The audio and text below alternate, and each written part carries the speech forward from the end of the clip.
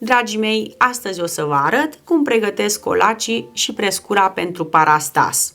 La noi în zonă, colacii se pregătesc din aluat de cozonac, dacă nu este post. Aici în imagine găsiți lista cu ingredientele necesare pentru cel mai simplu aluat de colaci.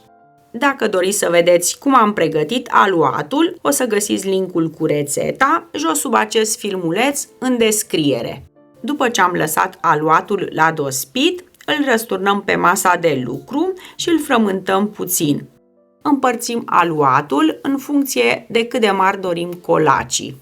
Eu voi face colacul cel mare numit și capăt de 800 de grame, iar prescura și arhanghelul le voi face de circa 450 de grame fiecare.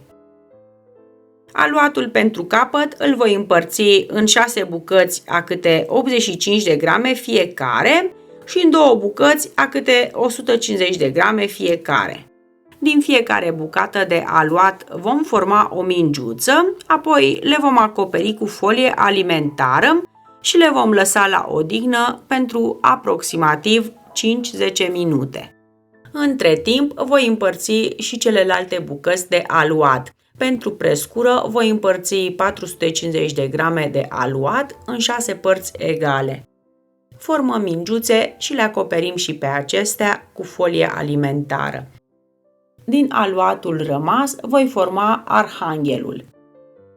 Pe acesta îl voi împărți în 2 bucăți a câte 110 grame fiecare și 2 bucăți a câte 75 de grame fiecare. Formăm din nou mingiuțe, le acoperim cu folie alimentară și le lăsăm la odihnă. Între timp, primele mingiuțe formate s-au relaxat și le putem modela mult mai ușor. Ungem masa de lucru cu puțin ulei și vom forma din fiecare mingiuță câte un șnur. Șnurul nu-l vom forma deodată, ci îl vom forma puțin câte puțin pentru că se va rupe. După ce le-am întins suficient, le pudrăm cu puțină făină ca să nu se lipească când le împletim. Eu am întins șnururile de aproximativ 1 metru. Vom face o împletitură din 6 șnururi. Pentru început vom uni șnururile la un capăt. Această împletitură se face foarte ușor dacă respectați următoarea regulă. Primul șnur din dreapta îl ducem în partea stângă pe locul întâi, apoi al doilea șnur din partea stângă îl vom duce în partea dreaptă pe locul întâi. Facem loc la jumătatea șnururilor și coborâm primul șnur de sus, astfel încât să se intersecteze cu cel de dedesubt. În locul șnurului coborât vom urca al doilea șnur din sens opus. Continuăm în modul acesta până când vom termina împletitura. Este destul de greu să învățați împletitura când se face cu șuvițe foarte lungi. Pe canalul meu de YouTube găsiți această împletitură făcută cu șuvițe mult mai scurte. O să vă las linkul cu această împletitură jos sub acest filmuleț. De asemenea, veți găsi rețete de colaci împletiți, rețete de aluaturi de post și multe alte împletituri. După ce terminăm împletitura, îi tăiem capetele și o transferăm pe o tavă tapetată cu hârtie de copt. Eu am folosit o tavă pentru pizza cu diametru de 30 de centimetri. Unim împletitura la capete și o acoperim cu folie alimentară. Din bucata de 150 de grame vom forma jumătatea colacului. Așezăm mingiuța la jumătate și acoperim cu folie alimentară.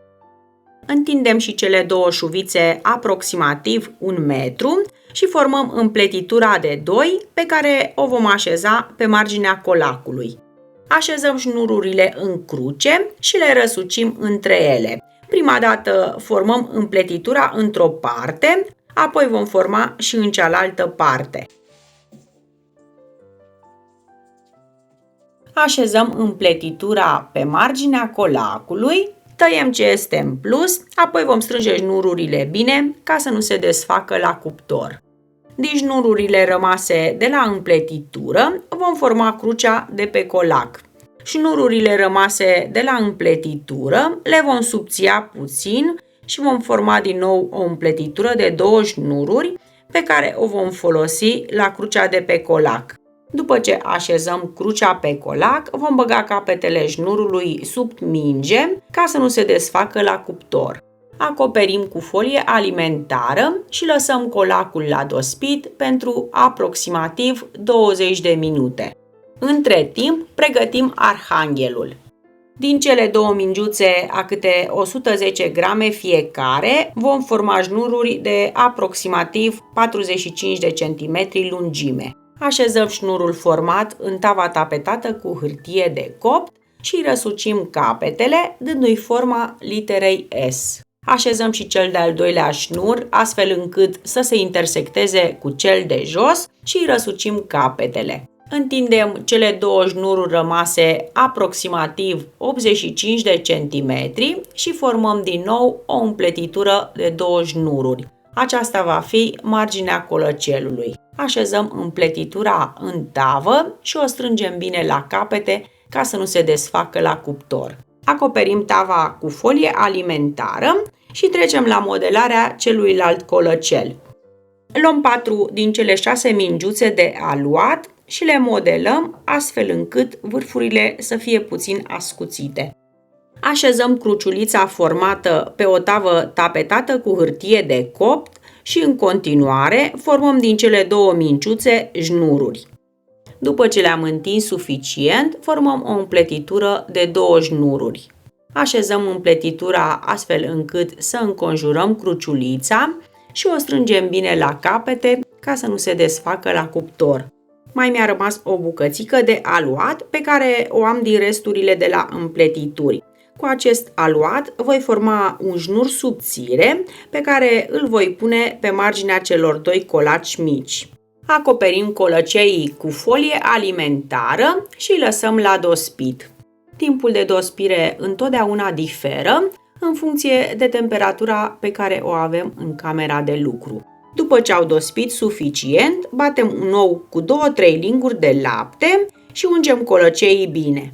Coacem colacii la cuptorul preîncălzit la 180 de grade până devin aurii. Facem un sirop din apă și puțin zahăr și ungem imediat colăceii pentru a le da luciu. Dragii mei, aceasta a fost una dintre rețetele mele de colaci. Pe canalul meu de YouTube găsiți foarte multe rețete de colaci împletiți de post sau de dulce, de asemenea găsiți și foarte multe împletituri. O parte din aceste rețete o să vi le las jos sub acest filmuleț în descriere. Dragii mei, aceasta a fost rețeta de astăzi. Sper că v-a plăcut și sper să vă fie de folos. Până data viitoare, vă doresc toate cele bune și vă îmbrățișez cu drag!